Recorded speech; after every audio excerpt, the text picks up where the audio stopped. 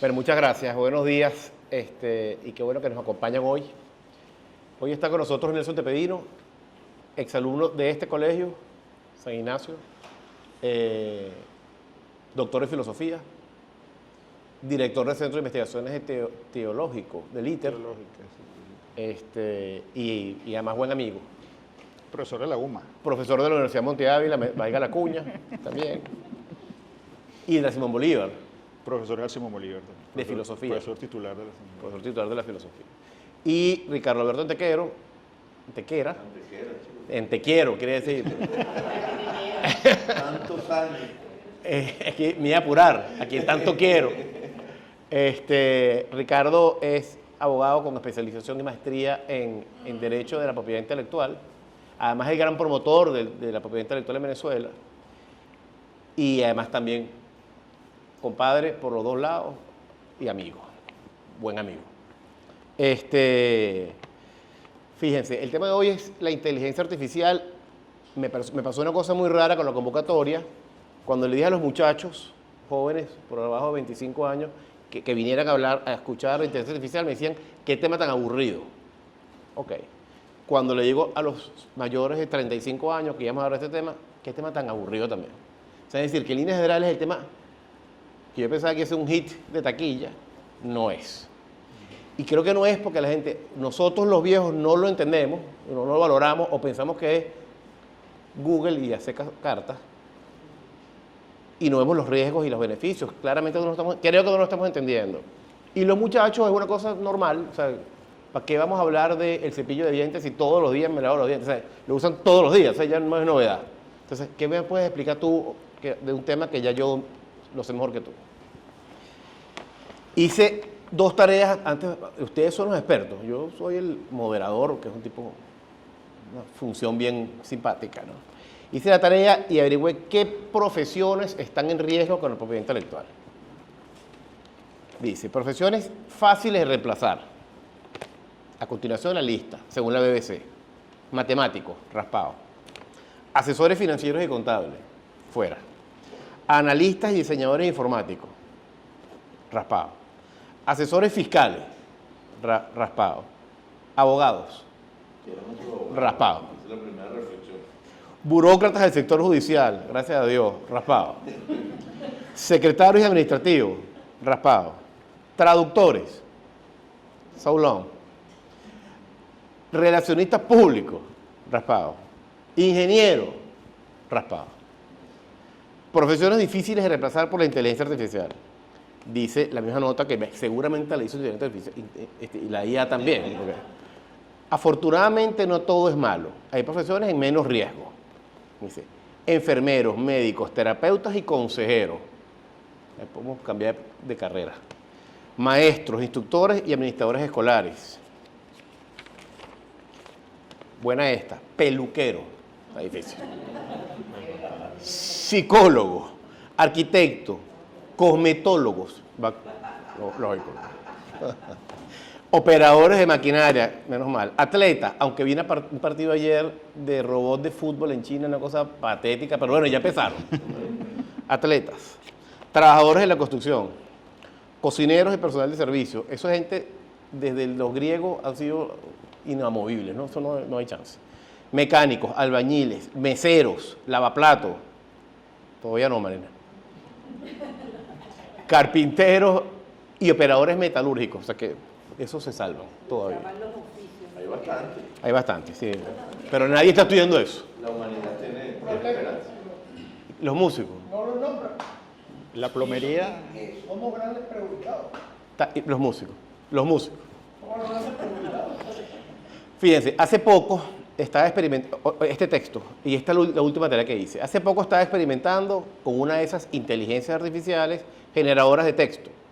Quería ver qué tan buena era para escribir. Mi objetivo era simple, pedirle que creara un poema conmovedor y profundo sobre la belleza de la naturaleza.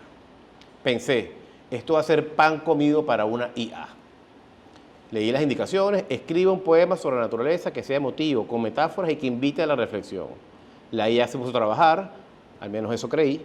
Unos segundos después me arrojó lo siguiente: árbol verde, cielo azul, flor bonita, pajarito, sol caliente, río fresco, montaña grande. ¡Qué bonito! Me quedé mirándola con una mezcla de asombro y decepción. Era la versión poética de un dibujo de un niño de 3 años. No había metáforas, ni reflexión, ni profundidad, solo una descripción, sorprendentemente literal y casi ingenua, de lo que para nosotros es la majestuosidad natural. Ahí me di cuenta de algo crucial sobre la IA. Es increíblemente potente para procesar datos, encontrar patrones y ejecutar tareas. Pero la chispa de la creatividad verdaderamente humana, esa que nos permite ver en un árbol verde y transformarlo en un silente guardián del tiempo, esa sigue siendo nuestra. La IA puede darnos los ladrillos, pero la arquitectura del alma, por ahora, sigue siendo nuestra obra. Nota final. Espero que esta anécdota te ayude a arrancar tu charla con una sonrisa y una buena reflexión. Mucha suerte. Esto es inteligencia artificial. O sea, yo le pedí de una introducción y me hizo mi cosa burlándose ella de ella misma, diciendo yo no sé escribir poemas porque soy brutísima, pero te dejo esta belleza. O sea, estamos en aprieto, yo creo, porque va más rápido de lo que nosotros pensamos, ¿no? ¿Qué opinan ustedes? Y ahí me gustaría que hablaran de tus experiencias como profesor en este siglo XXI con estos muchachos que ya son habituales en inteligencia artificial. Adelante, Nelson. Bien. Buenos días, muchas gracias por la invitación. A ti, gracias. Me parece importante. Yo no soy experto ni mucho menos en inteligencia artificial. Yo le dije a don Salvador, yo no puedo hacer una charla, porque yo no soy experto en eso. No, tenemos al técnico. Mi interés aquí era, pero sí pienso que tenemos que pensar en voz alta sobre esto y pensar dialogando, porque mi experiencia, ¿cuál ha sido? O sea, ¿qué es lo que yo hago fundamentalmente en este momento? Yo vengo de la Universidad Simón Bolívar, ¿no? Yo soy profesor titular allí, me cambié ahora, y en la Universidad Simón Bolívar, una de las cosas, de los ejes fundamentales de lo que era la universidad, es lo que se llama los estudios generales, que es una cosa que la gente no entiende qué es, pero que es muy importante. Los estudios, o sea, vamos a empezar a hablar de cosas que nadie entiende, la inteligencia artificial, los estudios generales, etc., ¿no? ¿Qué es eso? Yo hacía 2 cosas. Yo trabajaba en mi área de filosofía en maestría y doctorado de alto nivel. Confieso que eso me aburría un poco, porque lo que más me gustaba hacer era lo que se llamaba formación general, que eran unas materias que se llaman los generales. Yo no sé si hay aquí algún exalumno de la Bolívar que nos honre con su presencia, que saben qué es eso, que son unas materias, vamos a llamarlos humanísticas, aunque no exclusivamente, que todos los muchachos de todas las carreras, que en la Simón Bolívar la mayoría de las carreras son ingeniería y ciencias puras, Están liquidados. ellos tienen que hacer eso a lo largo de toda la carrera. ¿Cuál era el objetivo de eso? El objetivo de eso es que evitar, cuando Maíz Vallenilla crea la universidad, que era un filósofo y además un filósofo muy importante, y por supuesto en Venezuela, como todo lo de Venezuela lo olvidamos y no tenemos memoria, cuando Maíz Vallenilla crea la universidad, él, que había estudiado en Alemania, sabe muy bien una cosa que es propia del modelo universitario, de lo que es la universidad realmente, y es que la universidad, no como nosotros pensamos y como se nos hace pensar, que es algo de lo que voy a hablar más adelante, no es una mera escuela de capacitación técnica. Para eso no hace falta tener universidades. Las universidades tienen que ser sitios de formación integral de la persona. Ya voy a hablar un poco de eso. Los alemanes tienen 2 palabras que a mí me parece que son claras para explicar esto. Los alemanes diferencian la Bildung, eso significa formación, de Ausbildung, que significa formación técnica. Un muchacho alemán que hace una carrera técnica de 3 años hace una Ausbildung, pero el que va a la universidad no hace una Ausbildung, sino una Bildung, que es formación, es decir, es un profesional que no solamente es competente en su área técnica, sino que está formado de manera integral, vamos a llamarlo así, como sujeto de la cultura, ¿no? Es un hombre más completo. Entonces, los estudios generales lo que buscan justamente es que los estudiantes tengan una formación integral. Obviamente en 8 asignaturas, 10 asignaturas que veían a lo largo de su carrera no se van a formar integralmente, pero el objetivo de los estudios generales y de la formación general es no tanto que aprendan cosas, sino que adquieran el hábito, lo que se llama el hábito de la mente, es decir, el hábito de estar en la realidad y de pensar la realidad desde las dimensiones más profundas del ser humano y de la existencia, ¿no? Eso viene de los griegos, eso es muy viejo, ¿no? En una sociedad tan tecnocrática y tan pragmática como la que estamos ahora, eso no se entiende.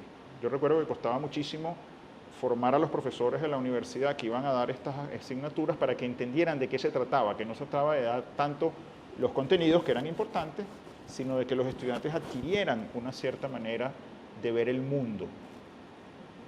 Pongo un ejemplo, yo durante muchos años, y lo asumí como una especie de apostolado, di un curso que se llama Introducción a la Ética. Que los chavos no tienen ni idea de qué es eso, ¿no?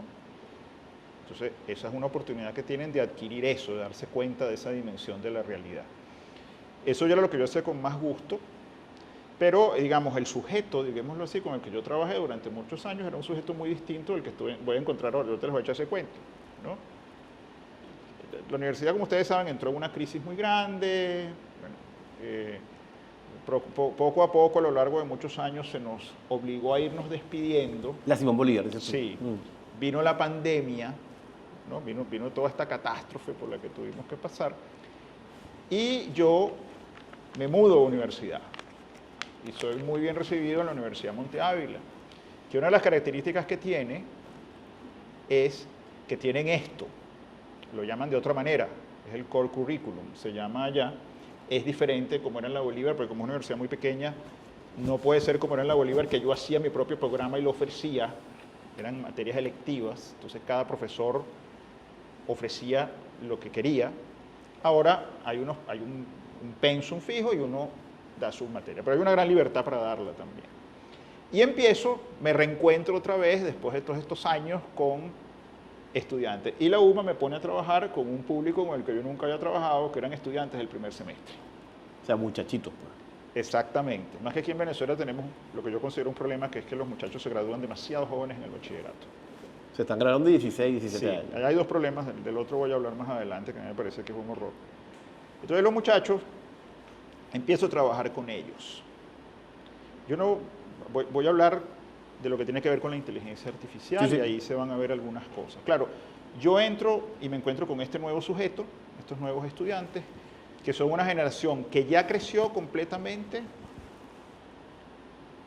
en esto que tenemos aquí en Venezuela desde hace 26 años. O sea, no conocen otra cosa.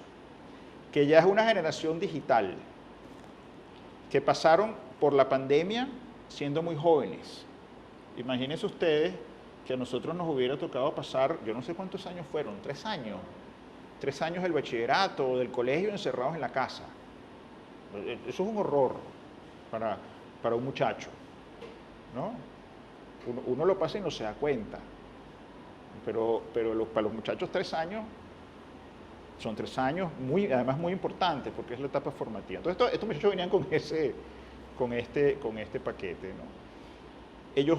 Yo me encuentro con dos cosas. Primero es esta pertenencia total al mundo digital, y lo primero es una adicción absoluta al teléfono celular, total. Yo no quiero aparecer aquí como enemigo de la tecnología, no, ese no es el asunto, pero son totalmente adictos al teléfono. Y por otro lado, claro, ¿qué es lo que pasa? ¿Cuál es la idea de la formación general, digamos? La idea de la formación general es no tanto que el muchacho regurgite unos conocimientos que uno le da.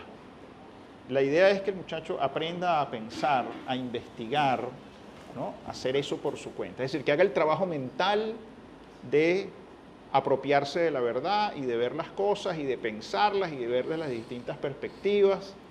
Es hacerse consciente de la realidad, de dónde está viviendo, de los problemas, ubicarse en el espacio-tiempo, en qué época vive, de dónde viene, todo eso.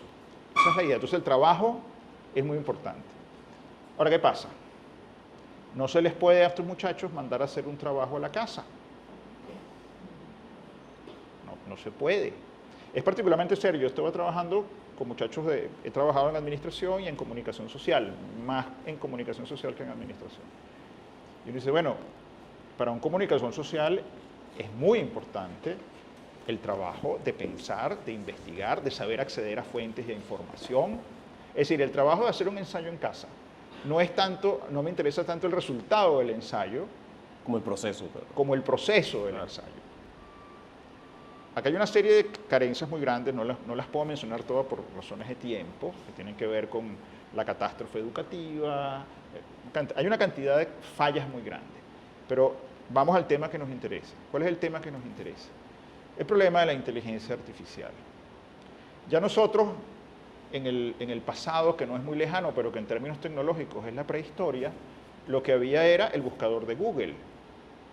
Entonces, las pocas veces que yo tuve problemas de plagio en la Universidad Simón Bolívar, ¿qué pasaba? Que ellos muy neciamente buscaban en Google una cosa sobre el trabajo que había que hacer y lo plagiaban. Copy y paste. Y claro, ahí pasa una cosa, y ahí vamos un poco también con lo tonta que es la inteligencia artificial, y es que, claro, yo leo un trabajo que suena como una enciclopedia, y yo sé que el muchacho no lo escribió porque yo sé cómo escribe un muchacho. Tengo mucha experiencia con eso.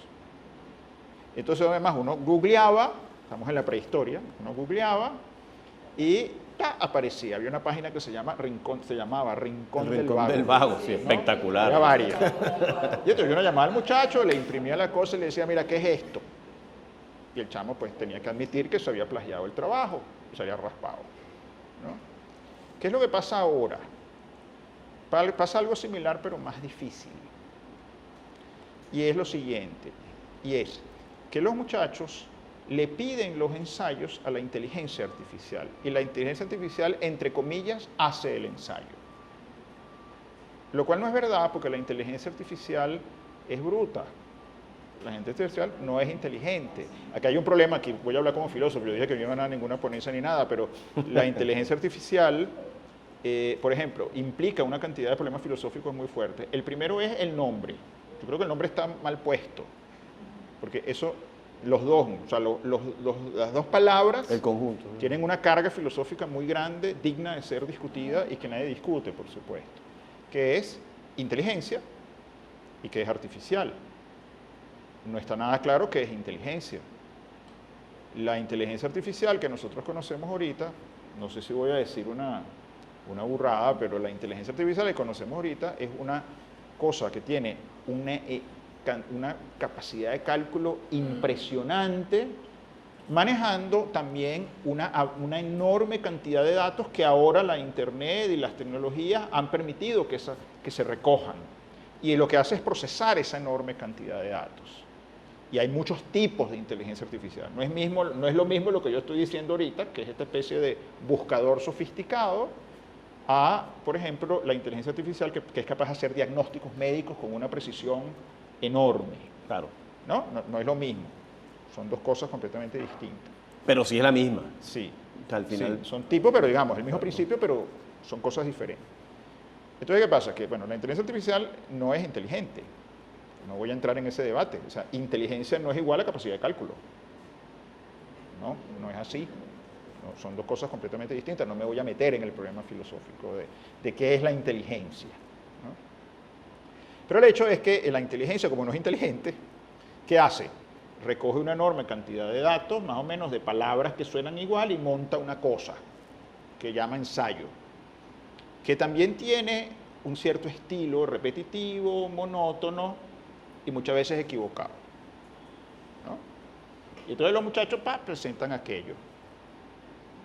Y uno, bueno, ahí está el problema, de que, bueno, esto es un plagio. ¿Cuál es el problema? Que ahora uno no puede buscar el ensayo del cual se copiaron. La fuente. Sí. Eso que ha obligado a que tengamos que trabajar en clase, lo cual es una pérdida tremenda, porque como yo digo, el esfuerzo de... Estos son unos chamos que no saben ir a la biblioteca, ¿no? Para empezar, en Venezuela la gente no tiene bibliotecas en su casa. Aquí no, es muy poca la gente que tiene una biblioteca en su casa. Entonces no tienen eso. No hay bibliotecas públicas, no hay bibliotecas. La biblioteca de la UMA, uno va para allá y eso está pelado, no hay nadie, ¿no? salvo algunos muchachos muy excepcionales, que uno los ve ahí, ¿no? Pero en líneas generales no van, ¿no? Ahorita están llevando los libros a la sede nueva y tampoco los prestan, los piden, se los llevan en préstamo. Bueno. Entonces, ¿qué pasa? Que ellos hacen esto y hay que trabajar en casa. Pero ahí no se acaba el problema. Porque ¿qué pasa? Que cuando los chamos preparan el ensayo que van a escribir en clase o el examen, también estudian, entre comillas, con la inteligencia artificial. Con lo cual quedamos en lo mismo. Y son capaces de echarse un puñal de lo que les dice la inteligencia artificial y regurgitártelo en el ensayo que te hacen en la clase, ¿no? Por lo menos ejercitan la memoria. Algunos yo no sé si serán extremadamente sofisticados en su manera de hacer una chuleta. Porque además uno tiene que hacer una cosa que a mí me resulta extremadamente antipática, que es hacer de policía, ¿no? Claro, universidad, pues. Hay que ser policía en la universidad. Entonces mira, celulares guardados, relojes, casi no usan relojes. Pero los que usan relojes tienen esos relojes, que se conectan. Esto es un reloj mecánico, otras cosas. Entonces quítense el reloj, déjame las orejas, déjame revisar las mesas de la Monte Ávila. Tienen una cosa que es una mala idea, que tienen como unas gaveticas. Entonces hay que revisar la gavetica, que no haya nada ahí, no sé qué. Y tal. Y aún así hay ensayos que uno los lee y uno dice, esto es un ensayo de inteligencia artificial. ¿Cómo hizo este muchacho? Se lo aprendió de memoria.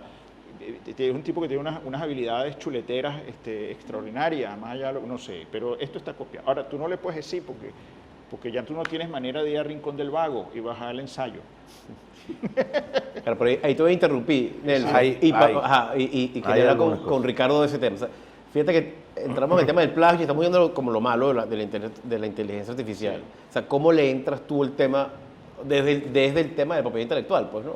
Porque no es menor y al final es un tema de ética. Fíjate que, bueno, primero muchísimas gracias. Un placer estar por primera vez aquí colaborando con ustedes. Muy, muy contento hoy. Yo creo que el problema, deberíamos tener una cuarta silla aquí, que es un historiador. Pues aquí hay que plantear el problema de distintos ángulos. El problema, o los temas de distintos ángulos. La historia, hay que hablar un poquito de ética y hay que hablar un poquito de derecho también. Y fíjate que el derecho lo dejo de último a propósito, porque yo creo que es un tema al que nos podemos abocar hacia el final, porque la velocidad a la que van los cambios tecnológicos es imposible que las sociedades vayan al ritmo que va la tecnología. Cuando uno piensa todo lo que le llevó a la humanidad inventar la imprenta, para después entonces llegar a la época del fonógrafo, entrando un poco en el tema de los músicos. Bueno, cuando se inventó el fonógrafo, los artistas salieron a protestar, porque entonces los artistas vivían de interpretar la música en vivo en la radio y en las plazas, entonces el fonógrafo era el enemigo. Después, bueno, para seguir hablando un poquito de historia y para que vean cómo la propiedad intelectual y la humanidad se terminan encontrando y se negocia siempre un balance, que de ese balance vamos a hablar también más adelante seguramente. En la década de los 80, cuando Sony inventa el Betamax, que después fue el VHS. Este salón entiende bien los conceptos Betamax y VHS. Cuando estoy en un salón de clases, la brecha generacional me mata con estos ejemplos porque tengo que ponerme a explicar qué es una cosa, qué es la otra, qué es un cassette. Bueno, cuando se inventa el Betamax, el primer actor que demanda, o sea, la primera demanda que enfrenta Sony frente a la invención del Betamax son los propios estudios cinematográficos. Están las audiencias en el Tribunal Supremo de Justicia de los Estados Unidos de Jack Valenti, quien terminó siendo el presidente de la Motion Picture Association, el buró que representa los grandes estudios cinematográficos. Están las audiencias donde el señor Valenti decía que el Betamax iba a matar a la industria del cine. Entonces, mira tú todo lo que pasó, que además, entre otras cosas, hoy Sony es un actor de la industria del cine y hoy en día el 80% de los ingresos de la industria audiovisual vienen de fenómenos de lo que es la evolución del Betamax, ahora hacia la generación del streaming, que también fue objeto de reclamos y de acciones, como pasó también con el mundo de la música, cuando empieza el tema de la tecnología peer-to-peer, cuando empezamos a compartir archivos y ya se convierte a compartir archivos, ya no solamente texto, sino música. Pues bueno, salieron todos los agoreros a decir que se acabó la industria de la música, que los músicos iban para la calle, que no iban a tener cómo vivir, que los autores, y resulta que no, que rapidísimo, y cuando digo rapidísimo fue en 5 años, y eso es bastante rápido en historia, los actores se pusieron de acuerdo y hubo un consenso Y pues entonces los actores tecnológicos se juntaron con los actores creativos y empezaron a darse licencias para lo que hoy conocemos como el streaming, y todo el mundo vive feliz haciendo streaming, descargando archivos, se pagan regalías, sigue existiendo el espacio para el formato físico, en fin, y así podemos tener muchísimas conversaciones de cómo a lo largo de la humanidad, pues la historia ha generado, o la tecnología ha impactado positivamente en nuestro quehacer.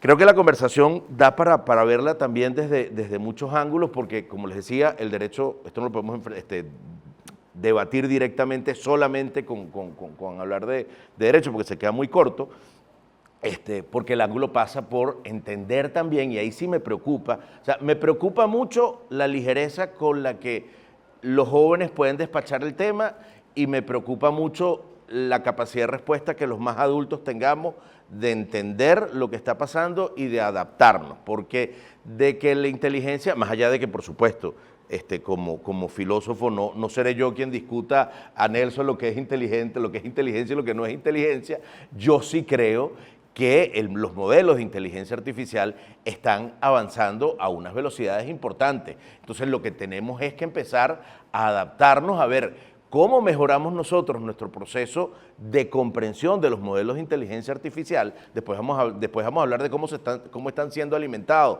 los modelos de inteligencia artificial, porque esa sí también es otra discusión de propiedad intelectual. Entonces, entender los modelos de inteligencia artificial, ver cómo aprendemos a utilizarlos y ver cómo somos nosotros más inteligentes para hacer las preguntas. Porque el problema al planteamiento que hizo Juancho en la introducción de un poema plano, lineal y sin ninguna inspiración, pasa también porque, como decimos en los amigos que trabajamos con estas cosas, basura entra, basura sale. Si uno hace unas preguntas tontas, la respuesta va a ser tonta. Si uno va moldeando la inteligencia artificial, que además se alimenta, por ejemplo, de nuestros propios archivos, o sea, de nuestra historia. La inteligencia artificial que utilizamos en mi oficina o que puede utilizar este colegio se conecta con todo el historial de archivos, de documentos que están almacenados en los servidores del colegio, de mi oficina, de una empresa. Razón por la cual el resultado que se va a generar de una buena consulta que yo haga con base a los antecedentes que yo produje antes va a ser un documento probablemente bastante robusto. Entonces, creo que el debate pasa también por eso, por entender que el problema es mucho más profundo y que además no es solamente por el hecho de que yo sea joven y me crié con esto, no me importa, porque es que más adelante vamos a poner un video que yo les pedí que nos permitiesen proyectar, porque el problema pasa por muchísimos otros ámbitos. El tema de la privacidad, el tema de la protección de nuestros datos. O sea, pareciera que eso no nos preocupa. Y es gravísimo. O sea, los temas de seguridad nacional asociados con esto. Ya hemos visto temas cómo esto ha impactado en elecciones presidenciales. O sea, en temas de que secuestren datos de una empresa de telecomunicaciones y sobornen a una empresa de telecomunicaciones a que pague millones de dólares para no divulgar y no regalar información de millones de usuarios. Entonces, el problema, caray, yo creo que pasa por muchas cosas, por entender que está allí y que frente a esa preocupación o esa introducción preocupante que yo puedo estar haciendo, puedo decirles que también soy muy optimista. Primero porque ya Juancho dijo que mi profesión está en riesgo, entonces yo me tengo que esmerar en tratar de ser inteligente para aguantar lo más posible. O albañil. Bueno, o reinventarme. No, pero yo creo que lo que pasa con esto es que los desafíos son buenísimos, porque nos toca es mejorar nuestra capacidad de análisis. La invitación tiene que ser en los salones de clase, incentivar a los muchachos a que utilicen todas las herramientas que quieren, pero que piensen. O sea, porque el problema que yo tengo, por ejemplo, yo soy profesor de posgrado y lo que a mí me preocupa es el pensamiento plano. El pensamiento lineal es lo que me tiene a mí realmente angustiado y preocupado cuando yo le pido a un muchacho que haga un análisis y no me importa si se apoya o no con inteligencia artificial, cuán inteligente es el modelo, el motor que él utilice para desarrollar un contenido, pero que tenga la capacidad de cuestionarse, que tenga la capacidad de validar las fuentes de la información que le produjo ese archivo, que haga las preguntas correctas, que aprendamos a utilizar, a manipular esa herramienta que es una maravilla, que llegó para quedarse y que nuevamente en un tiempo relativamente corto vamos a empezar a ver consensos de cómo aprender a vivir esta sociedad con reglas claras que de alguna manera nos permitan seguir participando en la cancha con esa nueva herramienta que de nuevo nos tiene que entusiasmar a que podemos ser mejores, a que nuestra capacidad de análisis es mejor, de que nuestro acceso a la información es mejor, porque ya con esto cierro y después seguramente hablaremos por lo que tú me empezaste preguntando, que era con el tema del plagio, la discusión que tenemos que tener. A mí la gente empieza siempre con eso. Bueno, que si el plagio, que si no. No, es que esa no es la pregunta. La pregunta es, ¿estamos conscientes de que para alimentar a la inteligencia artificial transformativa estamos utilizando material preexistente de una gente que vive de crear? O sea, tenemos que tener en cuenta que están nuevamente en conflicto, pero se van a poner de acuerdo dos sociedades o dos industrias. La industria creativa, las industrias creativas y las industrias tecnológicas. El problema es que nunca como ahora las industrias tecnológicas también son una fuerza en el poder político. La toma de asunción de poder en su segundo periodo del presidente Trump, la foto donde están los líderes de las principales tecnológicas del mundo, no es casual. Y después, más adelante, en otra intervención, comentaré una cosa muy particular, muy lamentable también, que ocurrió hace poco durante la actual administración y que tiene que ver con este tema del uso del material preexistente para entrenar a las inteligencias artificiales. Es que han dicho cosas que yo creo que podemos ir como todas están entrelazadas al fin del día, pues, ¿no? Tú planteabas, Nelson, tu preocupación con la dinámica de los muchachos, que al final es verdad, o sea, el martillo es una maravilla para construir, pero también te parte la cabeza con la misma, ¿no? Y tú planteabas, Ricardo, que además tiene el lado positivo y la importancia de que si lo usas correctamente, te da una profundidad de pensamiento tremenda. Si no, no. Ok. Pero es que hay otro riesgo, que no hemos hablado, que es el tema relacional, porque al final los muchachos sí están pegados al teléfono. No, contra ti. No, estás trabajando. No. Yo lo guardé por si acaso. Yo tenía una cita aquí que leer, pero mientras tanto yo lo guardo. No vaya a ser que me disparen a mí también. Karl Jasper, y entramos otra vez, me vengo otra vez para el lado de Nelson, en sus reflexiones sobre la comunicación y sobre la libertad, dice que en las relaciones humanas al fin del día hay dos elementos que la inteligencia artificial no te los da, que es la profundidad, quizás sí, no sé, pero el misterio del ser, o sea, el misterio del otro. ¿Cómo lo entiendes? Porque eso es un tema también que implica, o sea, la dinámica relacional está ahí. O sea, tú no quieres un tipo inteligentísimo que tenga un pensamiento profundísimo, pero que no hable con nadie, o que esté solito en su casa. O sea, o es que eso va a ser así, inexorablemente? Sí, bueno, por supuesto, aquí los temas son riquísimos. Sí, el tema de la adicción al teléfono es un tema ya de por sí que deberíamos tratar en otra charla, Okay. que ya de por sí es muy importante, ¿no? Voy a dejarlo un poquito de lado, que ese es otro problema muy divertido, como lo he vivido yo. Yo trato de reírme de estas cosas, pues, ¿no? De pasármela bien con esto. Mira que en la edición hay muchachos y después no van a sacar el programa. Entonces, pero sí, ¿cuál es el problema? Yo no soy enemigo de la tecnología, ni mucho menos. Yo creo que con la inteligencia artificial pasará también ¿cuál es el reto? El reto es que la inteligencia artificial, que es el reto de toda la vida desde los griegos, es decir, que uno sea señor de sí mismo, que uno sea señor de la inteligencia artificial y no la inteligencia artificial, no la inteligencia artificial, los que están detrás de la inteligencia artificial, porque eso es otra cosa, es decir, esto hay que verlo también en un contexto político. La inteligencia artificial no es de todos, es de unos amos que la manejan y que la alimentan. Y la alimentan con intereses políticos y sobre todo económicos muy particulares. Y que además, tal como en las redes sociales y todas estas cosas, cuando nosotros usamos la inteligencia artificial, ellos también le están sacando provecho.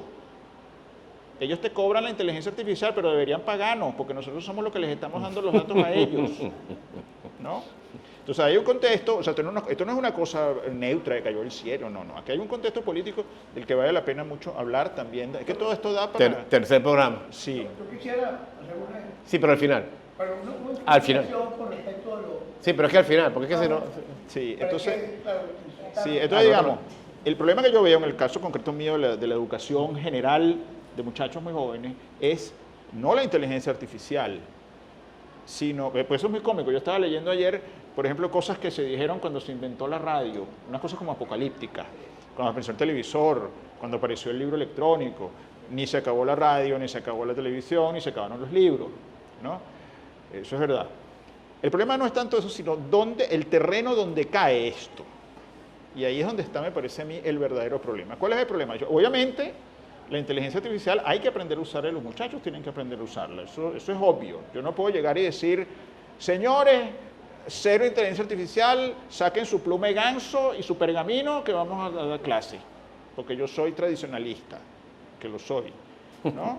No puedo hacer eso, tenemos que ver cómo hacemos para trabajar con eso. Porque ¿cuál es el problema? ¿El problema cuál es? Que los muchachos, y eso es lo que uno tiene que formar, y ahí está la enorme dificultad, ellos no tienen criterios para discernir la información que la inteligencia artificial les está dando, a saber si eso es bueno y eso es malo. Les pongo un ejemplito. Yo me mato dándole un concepto, no recuerdo ahorita, me ha pasado varias veces, el concepto, qué sé yo, de libertad, no me acuerdo.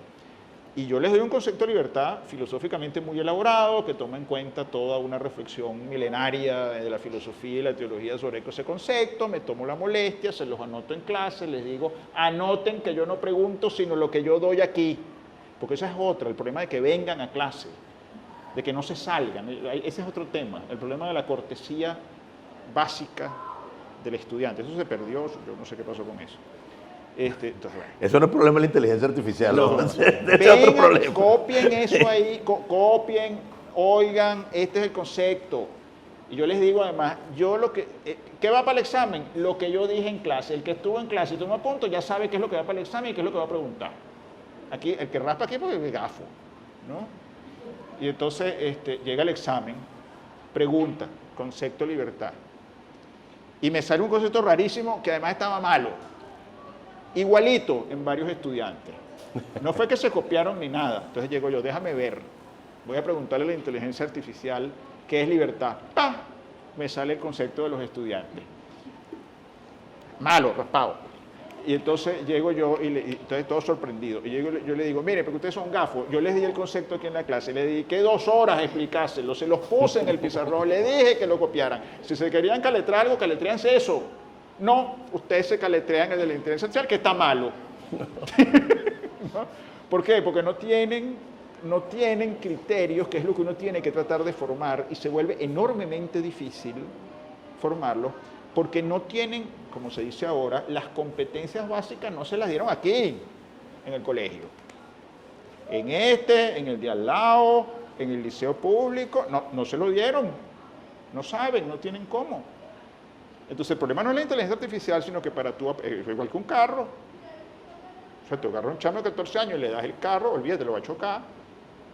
Si tú antes no le enseñas a manejar el bendito carro. Entonces el problema es ese, que el problema que yo veo el gran problema es cómo hacemos para, desde chiquitos, y ahí hay que apropiarse de la cultura humana, y yo siempre el símil que uso 2 símiles. El primero, se los digo a ellos.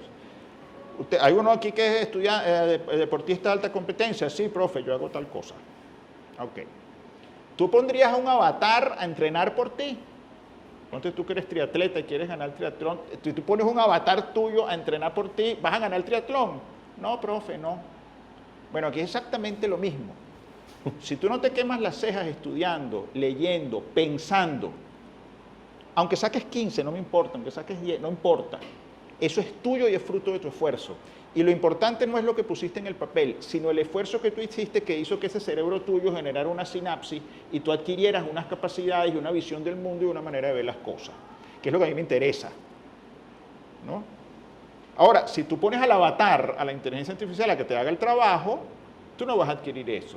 Si tú haces el trabajo, vas a poder usar la inteligencia artificial y vas a poder hacer, por ejemplo, una cosa que yo hice. Te vas a dar cuenta de algo. La inteligencia artificial no es neutra, no es una especie de biblioteca de Babel a la Borges, donde está todo el contenido de la humanidad. No. Hay una cantidad de cosas que están segregadas y prohibidas, porque eso transmite una visión del mundo. Yo una vez, la UMA me salvó la vida, pues como yo llegué ahí, yo no sabía que existía ni la inteligencia artificial, a mí esas cosas no me interesan mucho, y me encontré con aquello. Y la UMA me dio un curso de inteligencia artificial, donde yo me enteré, mira, Y entonces nos mandaban a jugar con la inteligencia artificial. Y un juego de inteligencia artificial que hice yo. Yo fui y le pregunté, no me voy a meter en temas polémicos, pero yo y le pregunto, le hago una pregunta estándar de la visión del mundo de la ideología woke. Se la pregunto, de tal cosa, y me da la respuesta estándar de la ideología woke, una cosa esta del género y tal. Y entonces yo le digo, me habían dicho en el curso que uno puede alimentar la inteligencia artificial con artículos y cosas, y ella, entre comillas, aprende. Entonces yo agarré una serie de artículos científicos muy serios que contradicen una serie de cosas que dice la ideología woke. Mira, inteligencia artificial, aquí te mando yo estos artículos para que tú veas que tú estás equivocada, para que los integres ahí a ver qué me dices. Respuesta de la inteligencia artificial, no quiero seguir hablando de esto. Los derechos humanos y la diversidad, no sé qué, me dio una clase woke, ¿no? No había manera, es decir, hay una gente que decide qué va y qué no va en la fulana inteligencia artificial. ¿Y eso es posible, Ricardo? O sea, ¿eso cómo lo en teoría, si eso cómo fuera lo abierto, encauzas? ella tomaría en cuenta esos datos. Mira, ahí la respuesta es sí y no. La parte de no es que no nos olvidemos otra vez que para enseñar a la inteligencia artificial hay que darle datos, hay que darle material, y que ese material, buena parte de eso está protegido por derecho de autor. Entonces, tenemos que empezar por entender, nuevamente, tratando de hacer las preguntas correctas para llegar a una mejor comprensión, es cuán necesario es entender los temas de propiedad intelectual para empezar a trabajar sobre una política de licenciamiento de manera tal de que haya un equilibrio. Hacia allá vamos y allá llegaremos, porque el último, y ya hay varios litigios andando, unas decisiones más acertadas que otras, pero de los últimos casos, que fue cuando Google se convirtió en nuestra gran biblioteca, pues bueno, los agregadores de noticias, las agencias de información demandaron y dijeron, bueno señor, pero es que usted está utilizando, usted se alimenta con todo el contenido que producen mis periodistas, mis centros de información, y después usted lo vota, y no lo vota gratuitamente, porque otra cosa, el que piense que navegar por internet es gratuito, está equivocado. El que piense que meterse en YouTube y pasar 2 horas viendo videos y eso es gratis, es mentira. Y le estamos dando nuestros datos, nuestros hábitos de consumo, que eso después es procesado por quienes sí pagan por generar publicidad, por tener presencia en cada cosa que utilizamos y en cada consulta que hacemos. Entonces, bueno, ahí se llegó a un acuerdo y se pagan unas licencias por tener acceso a esos contenidos. Y también es verdad que no todo uso de material preexistente está sujeto a una autorización expresa del derecho de autor, porque también sería muy antipático, porque para eso existe el derecho de cita, el uso de la información y de los contenidos de manera con fines informativos, académicos, etc. Entonces, el mundo va avanzando en una dirección donde el licenciamiento pues será parte de la solución. Entonces, por un lado eso, no nos olvidemos que la inteligencia, que los modelos se alimentan de acuerdo a la data que van recibiendo. Y la capacidad de análisis es más o menos limitado, la capacidad de procesar información o respuestas a nuestros prompts, como dicen ahora, que es el verbo de moda, promptear. Entonces, bueno, aquí el mensaje es primero, muchachos, tenemos que aprender a promptear y rápido, el que no se haya metido, y aquí sí agrego un poquito la preocupación que transmitía Nelson con los muchachos. Mi preocupación sigue siendo transversal. Mi preocupación es porque nosotros tampoco entendamos bien, de nuevo, cómo funciona. Yo les voy a contar una anécdota. Una de las personas pues, más inteligentes que yo he conocido en mi vida, mi papá, que en paz descanse, era un tipo que conocía los fenómenos tecnológicos que él después explicaba desde el punto de vista jurídico, y entonces te podía dar una clase de cómo funcionaba el Internet en ese entonces que empezó, y cómo funcionaba un motor de búsqueda, y cómo se alimentaban los algoritmos. El señor no entendía nada desde el punto de vista técnico del fenómeno que él estaba explicando, pero conceptualmente lo entendía todo y podía explicar las consecuencias jurídicas de esa clase que le estaba dando, de esa charla que le estaba preparando o de ese libro que le estaba escribiendo, a partir de entender cómo funcionan esos pasos o esas herramientas para luego a partir de ahí hacer un análisis, en este caso jurídico, pero que perfectamente podría ser filosófico, económico, dependiendo del interés de cada uno. Entonces, yo sí creo que más allá de agendas más complejas cómo recibo y quién lo alimenta y cómo lo alimenta, yo creo que, de nuevo, el modelo está allí, hay que trabajarlo, hay que entenderlo para irnos adaptando rápidamente y sacarle el mejor provecho posible, porque quedarnos en el debate de si es buena o es mala, yo creo que ese debate no va. Lo que sí va es cómo lo entendemos, cómo lo comprendemos, cómo lo usamos correctamente, respetando los distintos puntos de equilibrio que tiene que haber en esto, nuevamente, que donde el individuo parte de todo. O sea, nuestros derechos tienen que estar bien claritos y todos nosotros como ciudadanos tenemos la obligación de entender todas las consecuencias asociadas al uso de las nuevas manifestaciones tecnológicas. Los saltos cuánticos, de nuevo, vuelvo con eso, son muy cortos. O sea, el tiempo que pasa ya son 2 años y hay una nueva vuelta de tuerca. Antes pasaban 40 años, 50 años de que se inventó la penicilina, a la próxima, la próxima invención terapéutica, pasaban décadas, ahora son años de que damos el brinco desde que el Internet se abrió públicamente con usos comerciales y privados, porque ya se venía usando desde hace mucho tiempo por parte del Ministerio de la Defensa de los Estados Unidos desde la década de los 60. Ahorita, bueno, pasaron 30 años desde que el Internet se abrió hasta ahora, que estamos entonces avanzando a una velocidad insospechada, porque bueno, estos telefonitos ahora tienen la capacidad de manejar mucho más de lo que manejaban nuestras computadoras hace 5 años. Entonces esto, más que satanizarlo, de nuevo también tenemos que ver cómo nos adaptamos y cómo hacemos un uso responsable de la herramienta, pero la tecnología está aquí y no se va para ningún lado. Tú querías mostrarnos algo de los riesgos. Entonces ahí, ya que Nelson puso un ejemplo woke con la inteligencia artificial, vamos a ver este video que ilustra bastante. We're entering an era in which our enemies can make it look like anyone is saying anything at any point in time, even if they would never say those things. So, for instance, they could have me say things like, I don't know, Killmonger was right, or Ben Carson is in the sunken place, or, how about this, simply, President Trump is a total and complete dipshit. Now, you see, I would never say these things, at least not in a public address, but someone else would. Someone like Jordan Peele. This is a dangerous time. Moving forward, we need to be more vigilant with what we trust from the internet. It's a time when we need to rely on trusted news sources. It may sound basic, but how we move forward in the age of information is going to be the difference between whether we survive or whether we become some kind of fucked up dystopia. Thank you. Stay woke, bitches.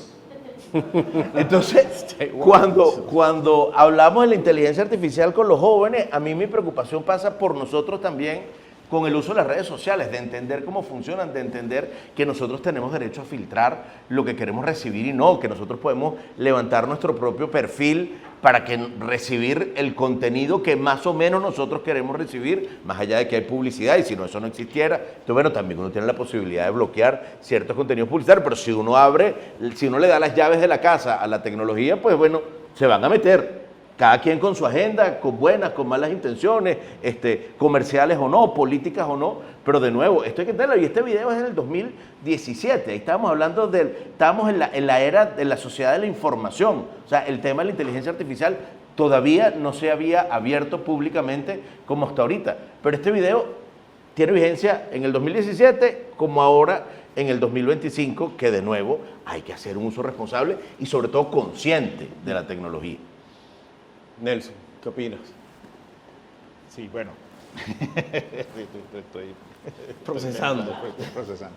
Sí, no, viejo, ahorita, esa es una cosa muy impresionante también, lo que estaba pensando, no soy filósofo, me abstraigo, es un problema filosófico, que es el problema justamente, la inteligencia artificial tiene muchas cosas, una de ellas es el problema de la realidad, que es real y que no es real en todo esto, ¿no? O sea, cómo distinguimos la realidad de lo que no es real.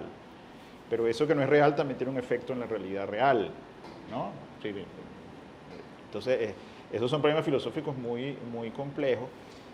Yo reitero un poco lo que dije, o sea, el problema no es la inteligencia artificial. Claro, aquí hay una cosa que complica todo, que es una cosa que decía Marshall McLuhan, que él decía el medio es el medio es el mensaje.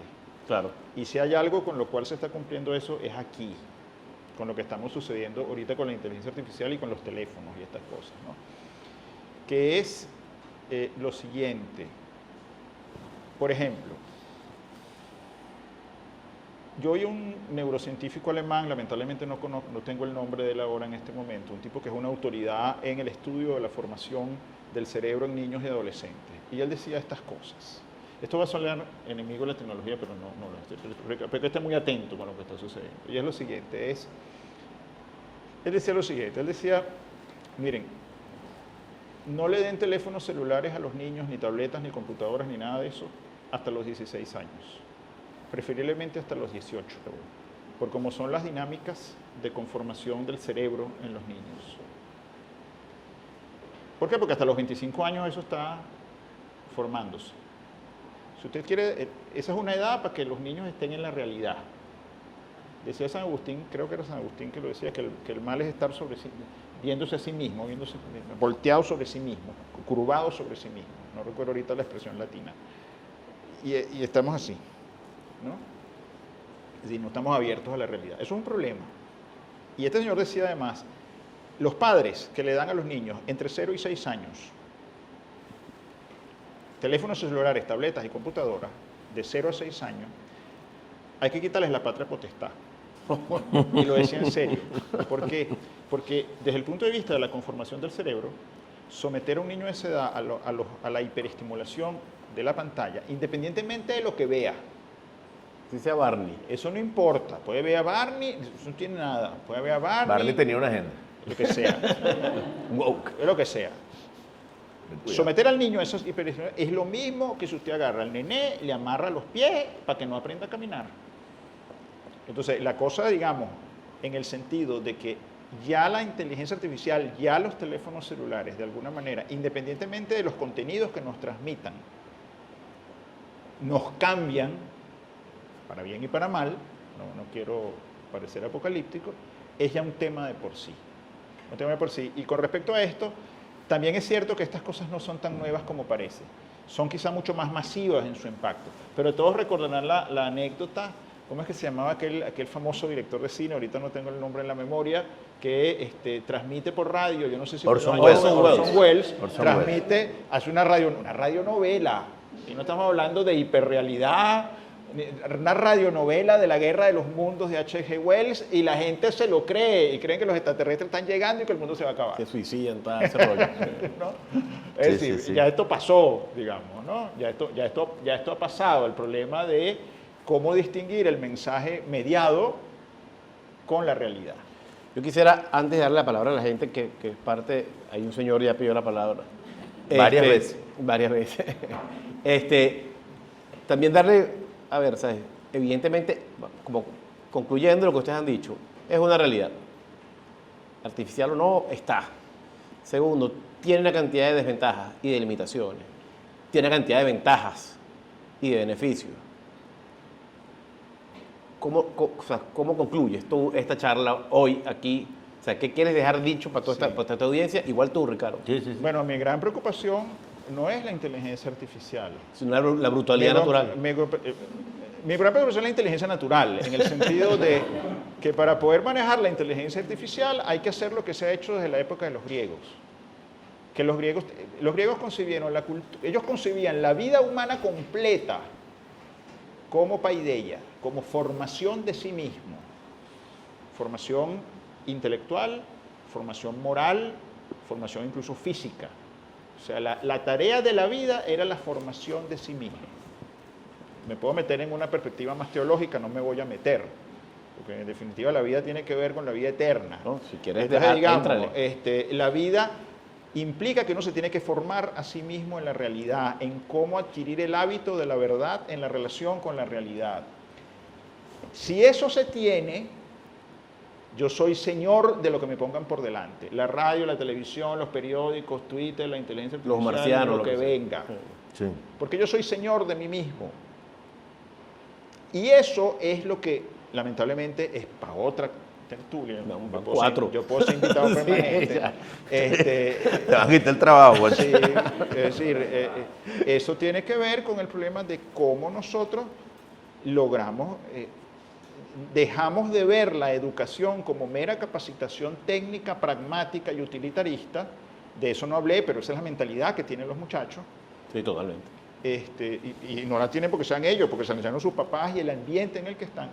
Si no adquirimos esa capacidad de la formación, si no recuperamos la formación de sí mismo, el hábito intelectual, si no recuperamos el tiempo que requiere el formarse a sí mismo, si no recuperamos todas esas cosas en la familia primero, que es el sitio fundamental, en la escuela y en la universidad, entonces la inteligencia artificial es un problema. Si no recuperamos eso. Si recuperamos eso, podremos ser señores de eso. Lo que pasa es que yo creo que hay grandes intereses a los que no les interesa. Aquí hay miles de temas, ¿no? Entonces, esa es mi conclusión. El gran problema no es la inteligencia artificial ni los teléfonos celulares.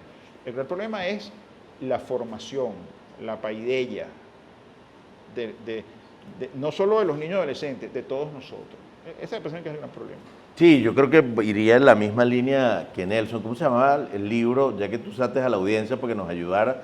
El libro de Vargas Llosa, la Sociedad del Espectáculo, ¿era que se llama? La sociedad del espectáculo. La Sociedad del Espectáculo. Bueno, yo creo que esa es mi gran preocupación desde todas las perspectivas de mi vida, como profesor, como padre, como abogado, profesional, el hecho de que estemos viviendo temas de mucha banalización en todos los ámbitos, en todos los ámbitos de la vida, incluso en espacios tan sagrados como la política, pues entonces el hecho de que el presidente de una república esté patrocinando, publicitando una criptomoneda con base a la cual después miles de personas perdieron todo lo que tenían, y ahí hay dos conflictos, pues el del señor que promocionó y el del gafo que cayó en la trampa sin haberse estudiado y haber leído en lo que se estaba metiendo.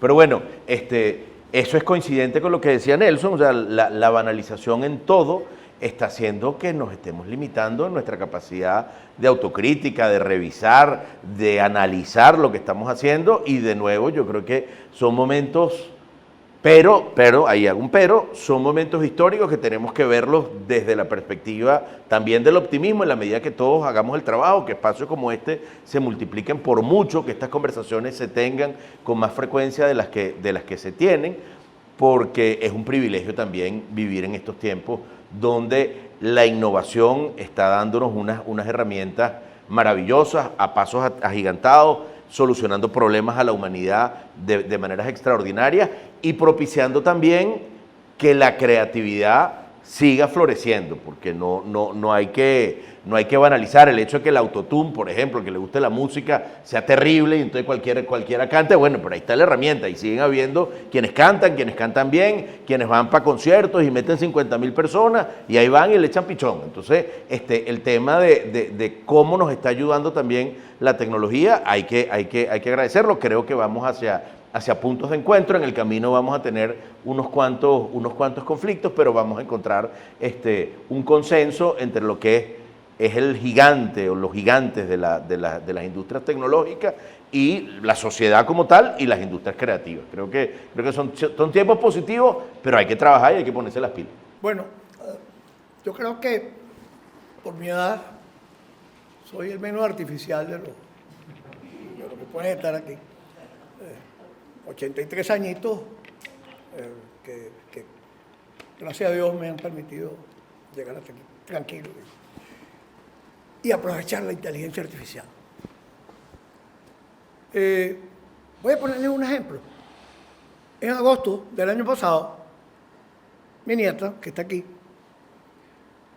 entre otras, porque a todos los demás les he tratado de hacerlo algún obsequio, estaba de viaje y estaba llegando a Viena. Y entonces me acordé que estaba de viaje, no le había atendido suficientemente el viaje y le dije, la sorprendo mañana, por favor, ponlo. Ahí está la inteligencia. A ver, ¿qué producción aquí, vale? Este es un infiltrado, Juancho.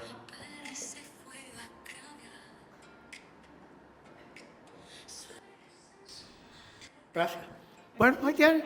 Le pude hacer rapidísimamente una canción sin necesidad de convocar todos los músicos del estudio, sin necesidad de afinar, sin necesidad de hacer una gran cantidad de cosas que a mí me llevaba eso anteriormente una gran cantidad de tiempo. Yo les puedo decir que para grabar mi primer LP, en el año, en el año 63 exactamente, fue junio, julio, agosto, septiembre, octubre y lo bautizamos en diciembre. Hoy día grabamos pude hacer un día pasado lo celebraba en Facebook. Pudimos grabar 2 LP completos en una sola noche, gracias a las tecnologías nuevas. Entonces, realmente yo creo que el problema no hay que tenerle miedo. Inteligencia artificial es un nombre más de un producto más, que pudo ser Betamax, que pudo ser CD, que pudo ser cualquier cosa de estas cosas. Yo he visto pasar demasiado de eso. Y cada día los agarro y los arrumo allá. Y no hay algo que hacer con los CD hoy día. Todo el mundo cree que los CD es una gran cosa y ya me fastidian. Y ando buscando a alguien que se la lleve, ¿no? Entonces, les digo, no hay que tenerle miedo a la tecnología.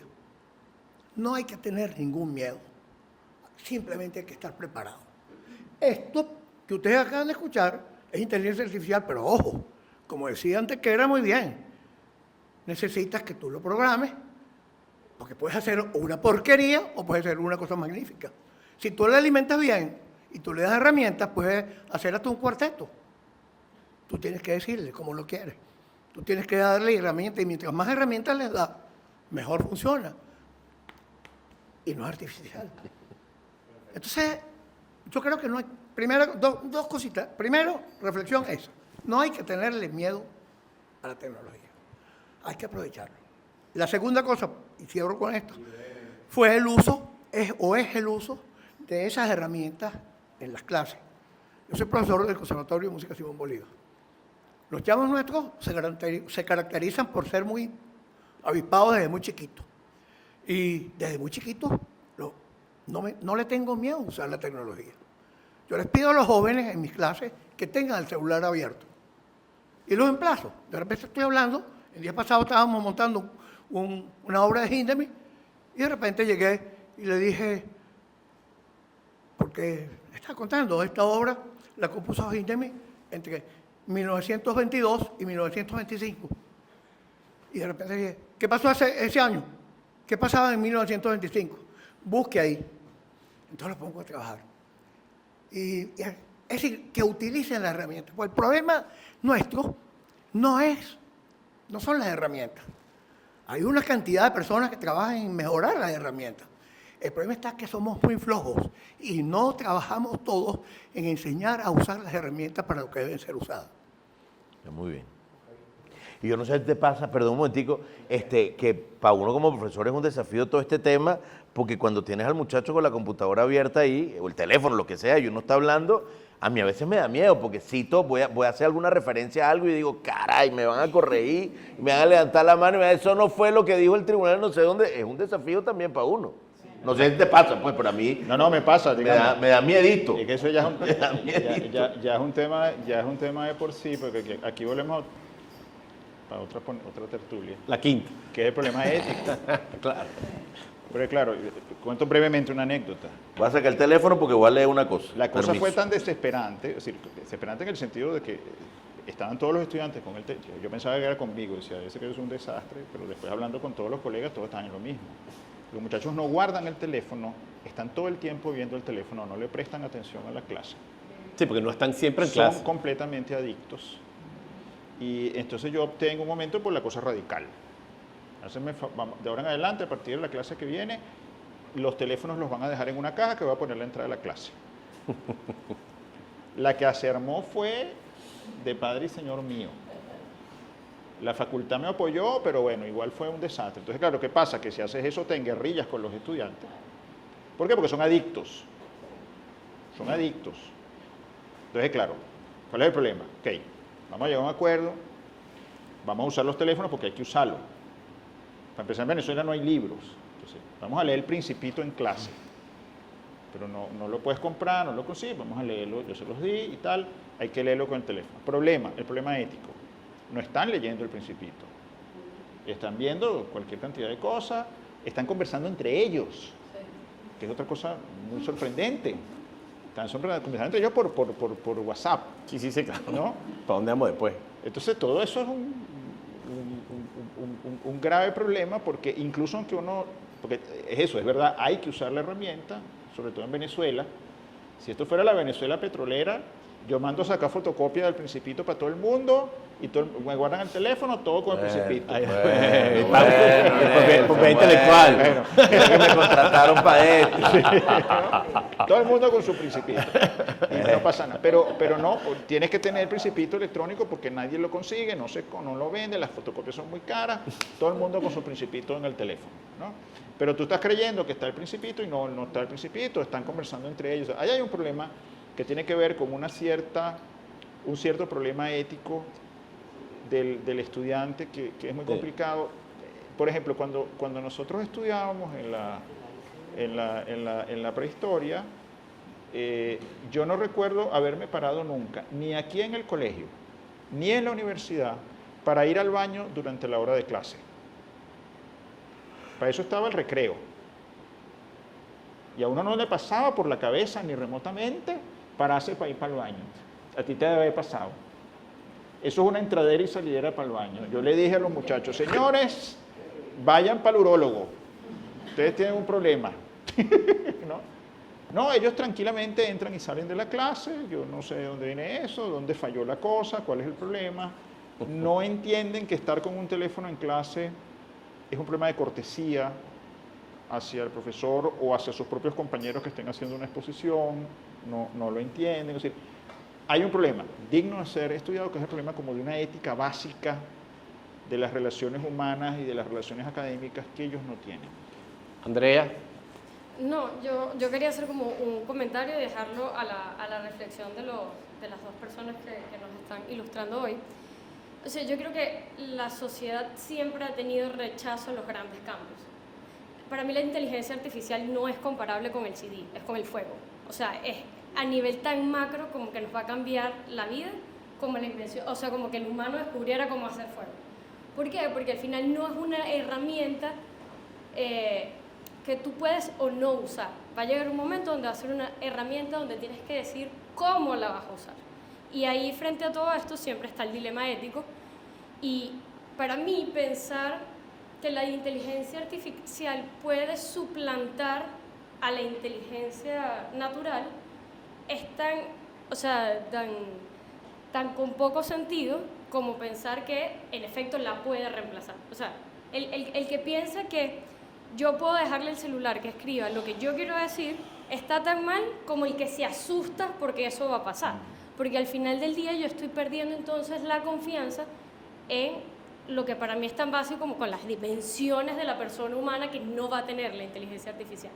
Si yo digo hoy, no le tengo tanto miedo a la inteligencia artificial que eso me va a pasar por encima de mí como ser humano, entonces no estoy confiando en mi propia capacidad natural de que en algún momento yo voy a decir, ya, esto no está bien.